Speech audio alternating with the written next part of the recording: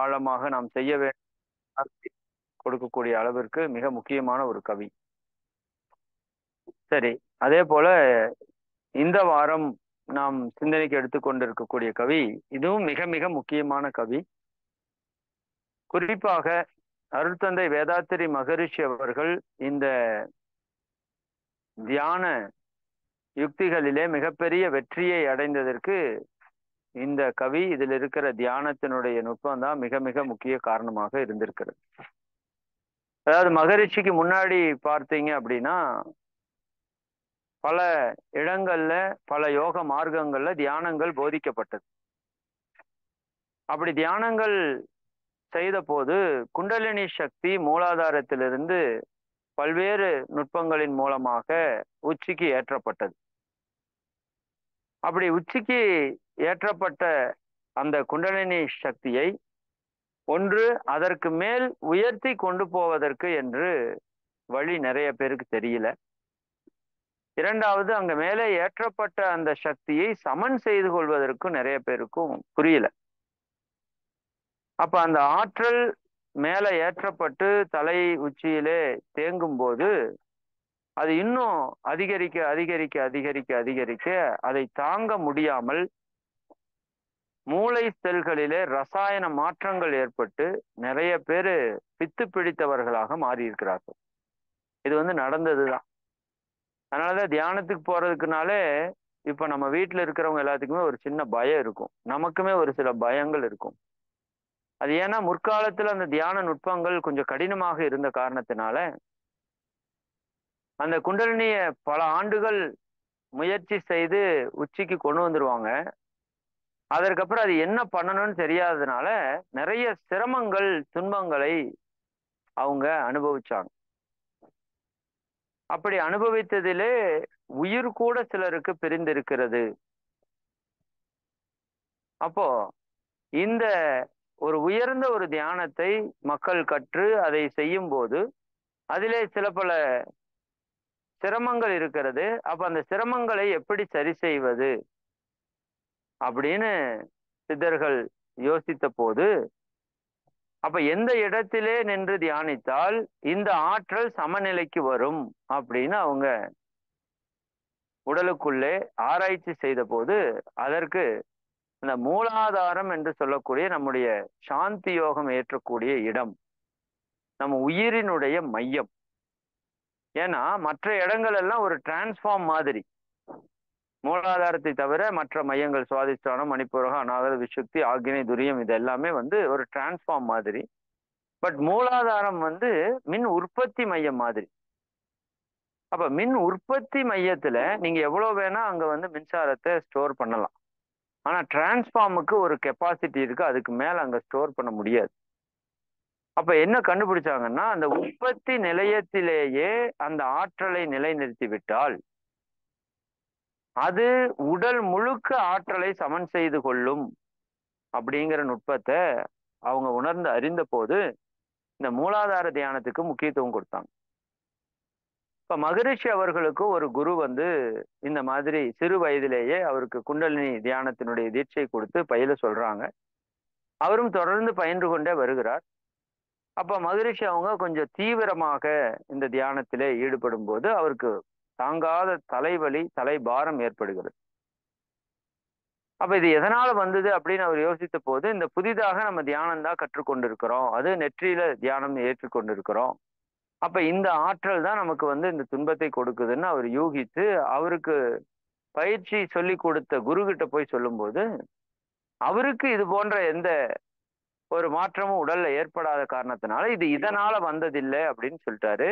இதுக்கு வேற மாற்று வழி அவருக்கு தெரியல.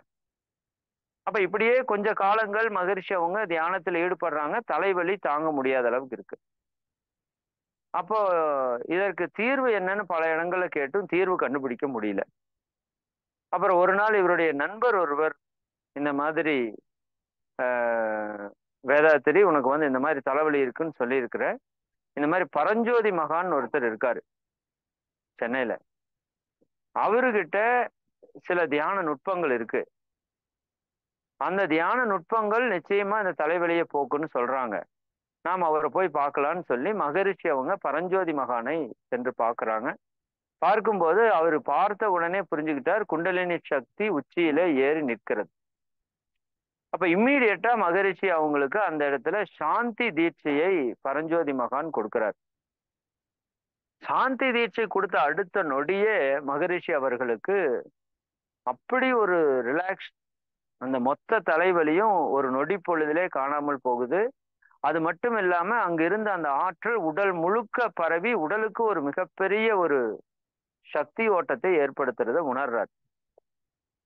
இதை உணர்ந்ததுக்கு அப்புறம் தான் மகரிஷி அவர்கள் இந்த தியான நுட்பத்தை வடிவமைக்கும் போது இந்த சாந்தி யோகம் மிக மிக மிக மிக அவசியம் என்பதை புரிந்து கொண்டு அவர் தியானத்தை வடிவமைக்கும் போது ஆக்னை தியானம் முதல்ல நமக்கு சொல்லி கொடுத்துருவாரு.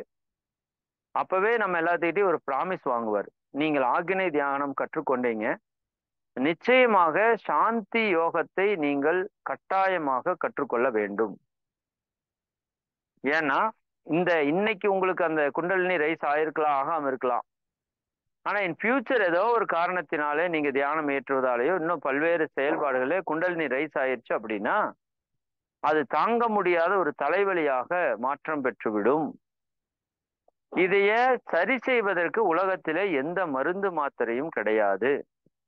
ஏன்னா அது குண்டலினி சக்தி உயர்த்தி இருக்கிறீங்க, அதை சமனானா மட்டும்தான் அந்த தலைவலி குணமாகும். அப்ப அந்த ஆற்றலை சமன் செய்வதற்கு நமக்கு இருக்கிற ஒரே வழி சாந்தி யோகம் தான் என்பதை மகரிஷி அவங்க அவருடைய ஒவ்வொரு மாணவர்களுக்கும் நிச்சயமா சொல்லுவாங்க. ஆசிரியர்களுக்கு சொல்றப்ப கூட நீங்க ஆக்னை யாராச்சும் கொடுத்துட்டா அவரை கண்டிப்பா நினைவில் வைத்துக் கொள்ளுங்க, அவருக்கு 3 நாளுக்கு பிறகு சாந்தி நிச்சயமாக இறக்கி கொடுக்க வேண்டும். இல்ல அவர் ஏதாவது வராம போனா கூட நீங்கள் அவருடைய இல்லம் தேடி சென்று அந்த சாந்தி தீட்சை கொடுத்துடணும், விட்டுறக்கூடாது அப்படின்னு மகரிஷி சொல்லுவாங்க. ஏன்னா அந்த அளவுக்கு அந்த தியானம் மிக மிக முக்கியமானது, அவசியமானது. அப்ப அந்த சாந்தி தவத்தினுடைய மேன்மையை விளக்குவதற்கான கவியை தான் மகரிஷி அவங்களோட கவியை இந்த வாரம் நம்ம சிந்திக்க போறோம். அது நேரடியா பொருள் புரிந்தாலும் நம்ம கொஞ்சம் நுட்பமாக பார்க்கலாம். தவ வேகம் உடல் வலுவை மீறும் போது, தவத்தினுடைய வேகம், இப்ப தவம் செய்யும் போது ஒரு ஆற்றல் நமக்கு பெருகிறக்க ஆரம்பிக்குது. இது நம்ம எல்லாருக்குமே தெரியும். இப்போ குறிப்பாக ஆக்னையில தவம் செய்யறோம் அப்படின்னா நம்ம மனதை ஆக்னா சக்கரத்திலே குவித்திருக்கிறோம். அப்ப ஆக்னை சக்கரத்திலே குவிக்க குவிக்க மனம் என்பது ஒரு ஜீவகாந்த ஆற்றல். அந்த ஜீவகாந்த ஆற்றல் அங்க குவிய குவிய குவிய குவிய அங்க ஒரு அழுத்தம், அங்க ஒரு ஆற்றல் குவிப்பு ஏற்படுகிறது. அப்ப அந்த குவிந்த ஆற்றல் ஒரு அபரிமிதமான சக்தியாக உருவெடுக்கிறது. அதைத்தான் தவ வேகம் என்று சொல்கிறார். அப்ப அந்த தவ வேகம், தவத்தினுடைய ஆற்றல் உடல் வலுவை மீறும் போது, இப்ப சாதாரணமா உடலினுடைய ஆற்றலும் நம்ம மனதினுடைய ஆற்றலும் சமநிலையில தான் இருக்கும். பட் தியானம் செய்யும் போது அந்த தவ வேகம் உடலினுடைய ஆற்றலை விட பன்மடங்கு பெருகும். அதான் தியானத்தினுடைய மிக முக்கியமான ஒரு பலன்ல அதுவும் ஒண்ணுன்னு வச்சுக்கோங்களேன். அப்ப அந்த தவ வேகம் உடல் வலுவை மீறும் போது தனித்திடவும் வழி உண்டு. அந்த அதிகப்படியான அந்த தியான ஆற்றலை தனித்து கொள்வதற்கு வழி இருக்கிறது. சரிங்களா? அப்போ இது நம்மளோட தியான முறைக்கு மட்டுமல்ல. இப்ப நம்ம மையங்களுக்கு நிறைய மற்ற மார்க்கங்கள்ல தியானத்திற்கு சென்றவர்கள் அவங்க அந்த தியானத்தை சரியாக ஆழமாக ஏற்றும் போது சில பல தொந்தரவுகளை சந்திப்பாங்க. அது எல்லா அமைப்புலையும் எல்லாருக்கும் அப்படி வரும்னு சொல்ல முடியாது. ஆனா இன்னைக்கு நிறைய யூடியூப் மூலமா ஆன்லைன்ல நிறைய எல்லாமே முறையான குருவினுடைய வழிகாட்டுதல் இல்லாம செய்யும் போது அது உடல் மன ரீதியான சில பல தொந்தரவுகளை ஏற்படுத்துது. அப்படி நம்ம மன்றங்களுக்கு நிறைய அன்பர்கள் வருவாங்க. வர்றவங்களுக்கு நம்ம இம்மீடியட்டா முதல்ல செய்ய வேண்டியது என்னன்னா, தண்டுவட சுத்தியுடன் கூடிய சாந்தி தீட்சையை கொடுத்துட்டீங்கன்னா அவங்க அதுல இருந்து டோட்டலா ரிலாக்ஸ் ஆகிறத நம்மளால பார்க்க முடியும். அவங்களுக்கும் அது நல்லா உணர்வுக்கு கிட்டும்.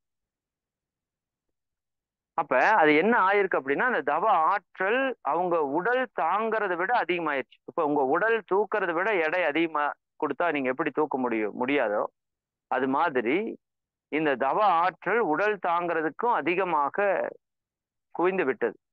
நிறைய பேர் நாமளே நல்லா தியானம் பண்ணீங்கன்னா உடல் உஷ்ணமாகும். ஆமா, நீங்க தொடர்ந்து ஆழமாக தியானம் பண்ணிக்கொண்டே இருக்கிறீங்கன்னு வச்சுக்கோங்க. குறிப்பாக சாந்தி தவம் பண்ணாம நீங்க மற்ற தியானங்கள் மேல்நிலை தியானங்களே பண்ணிட்டே இருந்தீங்கன்னா உடம்பு நல்லா ஹீட் ஆகும். சரிங்களா? ஒரு சிலரோட உடலுக்கு பக்கத்தால போனாலே அந்த வெப்ப ஆற்றலை உங்களால உணர முடியும். அந்த அளவுக்கு அவங்க கிட்ட தவ ஆற்றல் இருக்குன்னு வச்சுக்கோங்களேன்.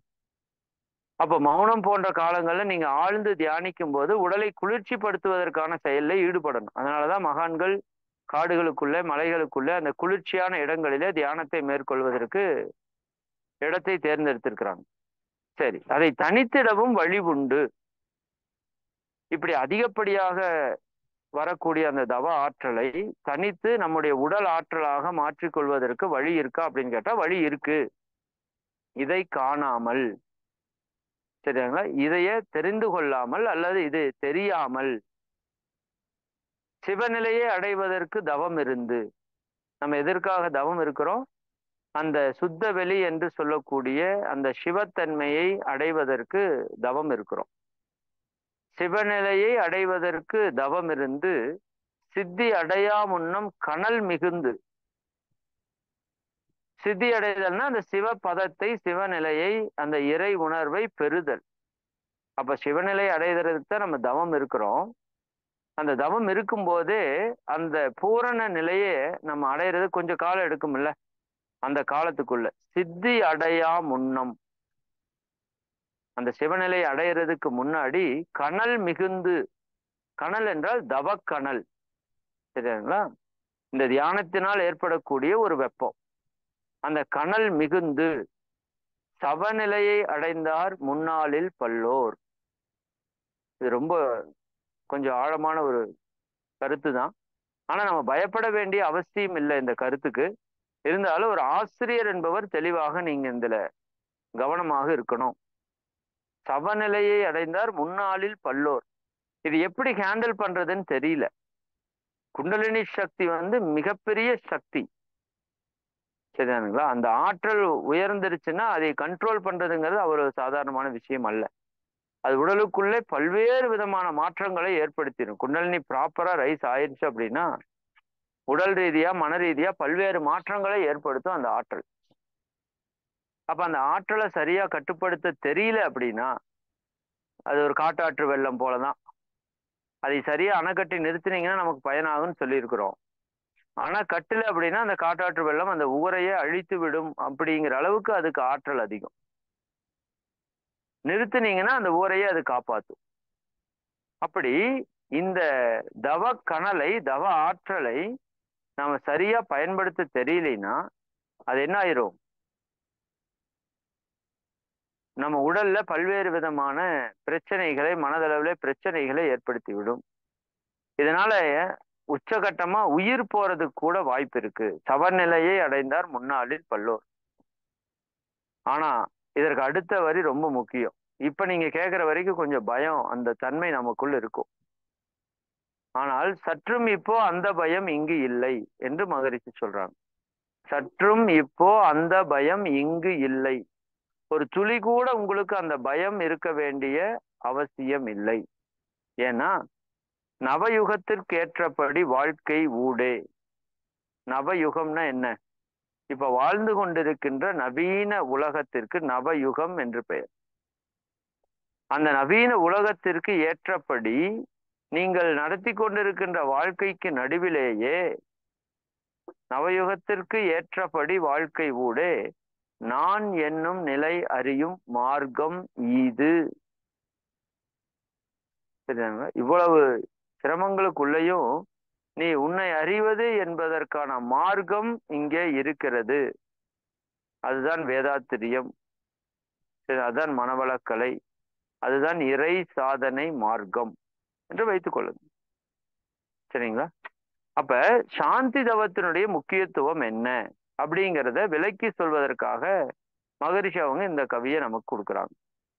இப்ப தவ வேகம் உடல் வலுவை மீறும் போது தனித்திடமும் வழி உண்டு அதை காணாமல் சிவநிலையை அடைவதற்கு தவம் இருந்து சித்தி அடையா முன்னம் கனல் மிகுந்து சவநிலையை அடைந்தார் முன்னாளில் பல்லோர் சற்றும் இப்போ அந்த பயம் இங்கு இல்லை நவயுகத்திற்கேற்றபடி வாழ்க்கை ஊடே நான் என்னும் நிலையறியும் மார்க்கம் இது.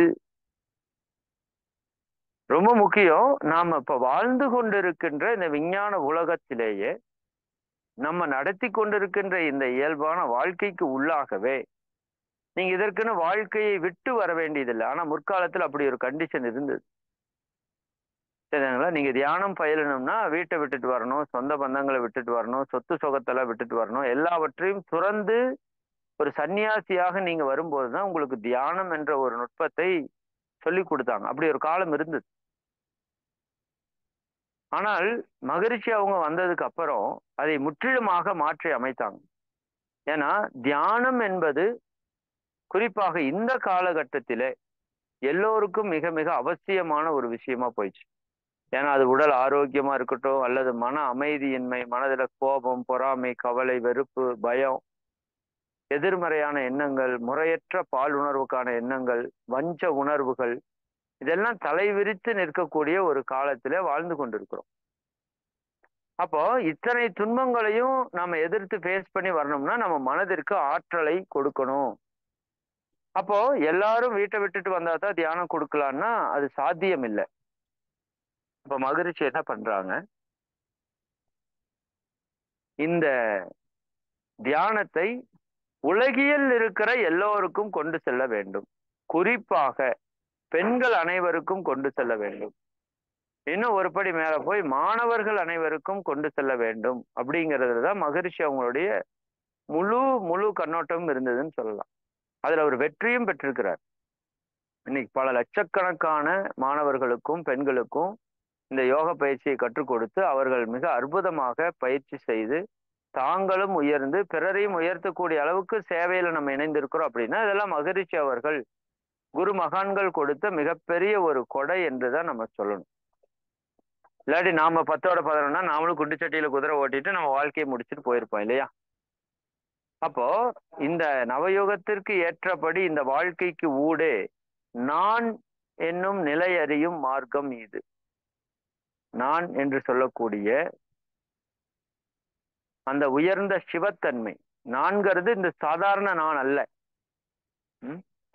உண்மையான நான் என்று சொல்லக்கூடிய அந்த சுத்த வெளி, அந்த தெய்வ நிலை, அந்த அறிவு நிலையை உணர்வதற்கான மார்க்கம் இருக்கிறது.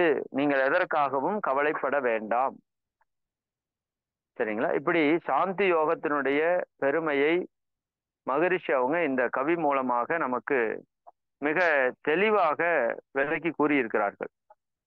இந்த கவியை நான் உங்க என்ன சொல்றேன்னா, எல்லாமே கவியை நல்லா படிச்சு மனப்பாடம் பண்ணிக்கோங்க. இல்லாட்டி இந்த 30 கவியும் ஒரு ஷீட்ல எடுத்து ஏதோ ஒரு பக்கம் ஒட்டி வச்சுக்கோங்க. கண்ணுல படுற இடத்துல எல்லாம் ஒட்டி வச்சீங்கன்னா அந்த கவி பார்க்க பார்க்க மீண்டும் மீண்டும் அது தூண்டுதலாக அந்த கவி நமக்கு உள்ள பிரதிபலிக்கும். சரி, இது சொல்றப்ப உங்களுக்கு சொல்ல வேண்டிய முக்கியமான செய்தி ஒன்று என்னன்னா, இப்ப நம்ம நிறைய பேர் தியானம் செய்து கொண்டிருக்கிறோம். இப்ப ஒரு வாரம் நம்ம சாந்தி யோகம் தான் பண்றோம் பாருங்க. கரெக்டா அந்த டைம்லயே நமக்கு இந்த கவியோட விளக்கம் வந்திருக்கு. இப்ப நிறைய பக்கம் நான் பாக்குறேன், மன்றங்களா இருந்தாலும் சரி, தனிநபர் தியானம் பண்ணும்போதும் இந்த சாந்தி யோகத்திற்கு பெருசா யாரும் முக்கியத்துவம் கொடுக்கறது இல்லை. ஏதோ அது ஒரு கீழ்நிலை தவம் போல, ஒரு சாதாரண தவம், அதெல்லாம் ஒண்ணும் இல்லை அப்படிங்கிற மாதிரியான ஒரு மனோநிலைக்கு நாம வருகிறோம்.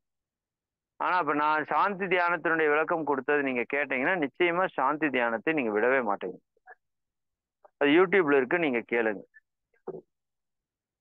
அதாவது சாந்தி என்பது நம்முடைய மூலாதார மையம். அனைத்திற்கும் ஆதாரமாக இருக்கக்கூடிய மையம் இந்த மூலாதார மையம் தான். இந்த இடத்துலதான் உயிராற்றல் திணிவு பெற்றிருக்கிறது, இங்குதான் ஜீவகாந்தம் திணிவு பெற்றிருக்கிறது, இங்குதான் கருமையம் அமைந்திருக்கிறது.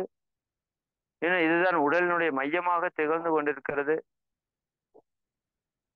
சரிங்களா? அப்ப யார் ஒருவர் சாந்தி யோகத்தை, அதனாலதான் மகரிஷி மற்ற எல்லா தியானங்களுக்கும் நீங்க இதை இப்ப செய்யுங்க நல்லா லிஸ்ட் கொடுக்கல. அது நாமளா ஒரு லிஸ்ட்டை போட்டு வச்சிருக்கிறோம், திங்கள் இது செவ்வாய் இதுன்னு. தப்பு கிடையாது. பட் மகரிஷி சொல்றப்ப இந்த தியானம் இப்ப நல்லா லிஸ்ட் கொடுத்த மாதிரி எனக்கு தெரியல, என்ன அறிவு கட்டி. ஆனால் அவர் சாந்தி தீட்சை கொடுக்கறப்பவே சொல்லிடுவார்.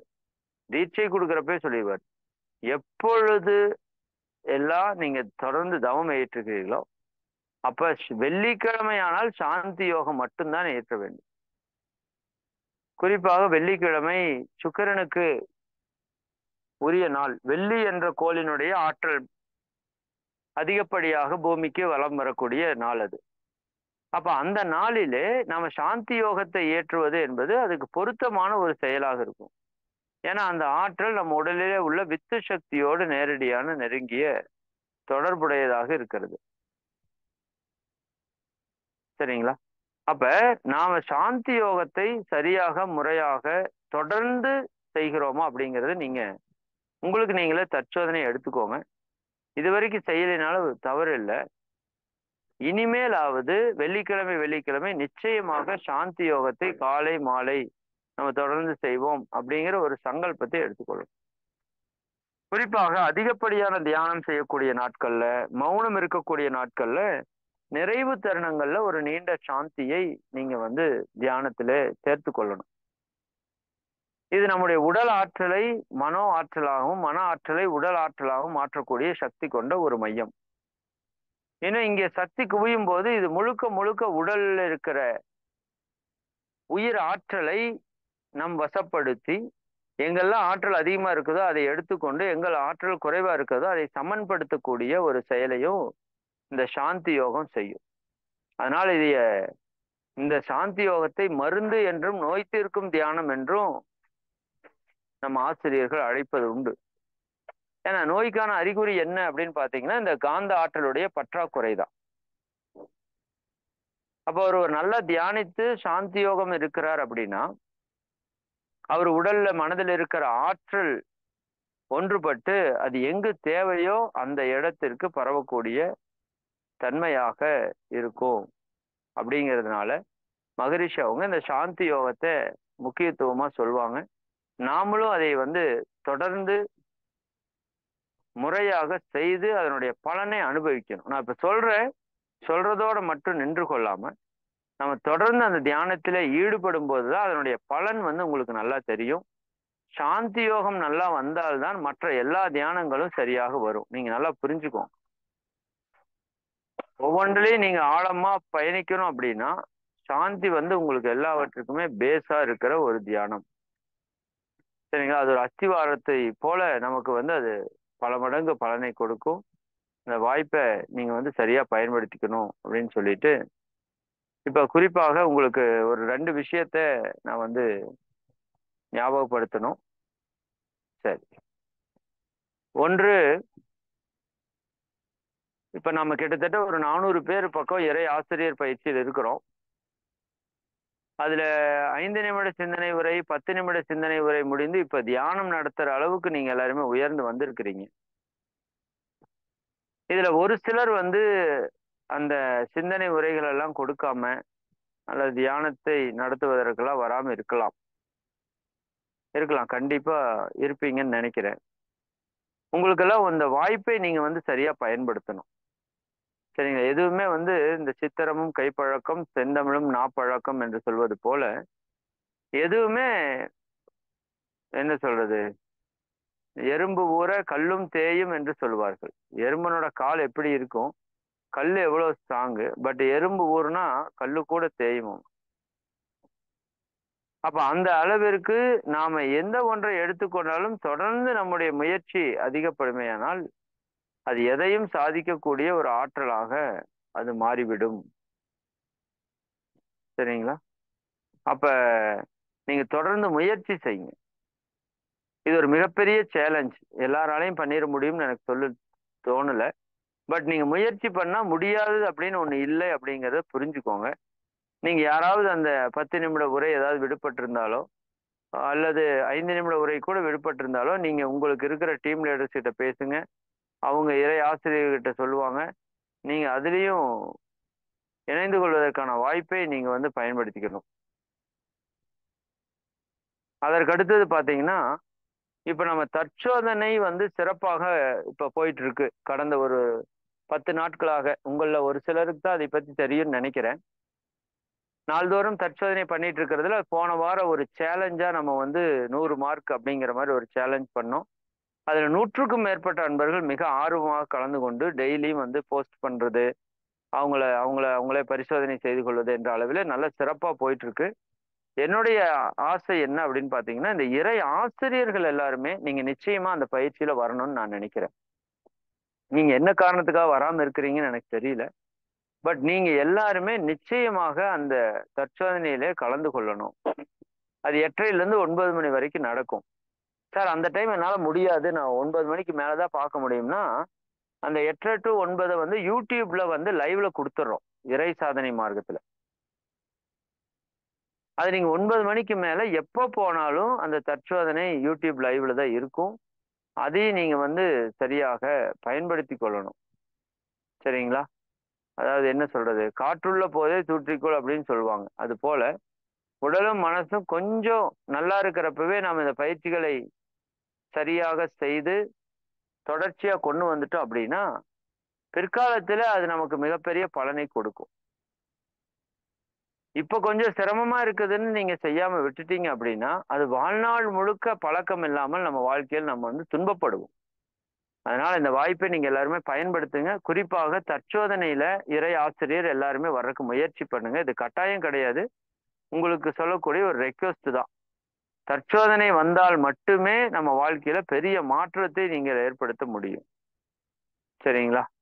சரி. அந்த விதத்துல நான் உங்களுக்கு 2 விஷயம் சொல்லியிருக்கிறேன். ஒன்று, தற்சோதனை பற்றிய முக்கியத்துவம். 2வது, நீங்கள் சிந்தனை உரை கொடுக்கிறது, தியானம் நடத்துறது, இதுல எல்லாம் நிச்சயமா ஈடுபடுங்க. சரிங்களா? இயற்கை, இறைநிலை உங்களை தேர்ந்தெடுத்திருக்குது அப்படின்னா, நீங்க அதுக்கு எலிஜிபிள் அப்படிங்கிறதுனால தான் தேர்ந்தெடுத்திருக்கு. சரிங்களா? மத்தவங்க உங்களை ரிஜெக்ட் பண்றாங்களோ இல்லையோ, நீங்களே உங்களை ரிஜெக்ட் பண்ணக்கூடாதுங்கிறத என்னோட கான்செப்ட். நீங்களே உங்களை ரிஜெக்ட் பண்ணிட்டீங்கன்னா, வேற யாரு வந்து உங்களை ஓகே பண்ணாலும் நீங்க எதுவுமே பண்ண முடியாது.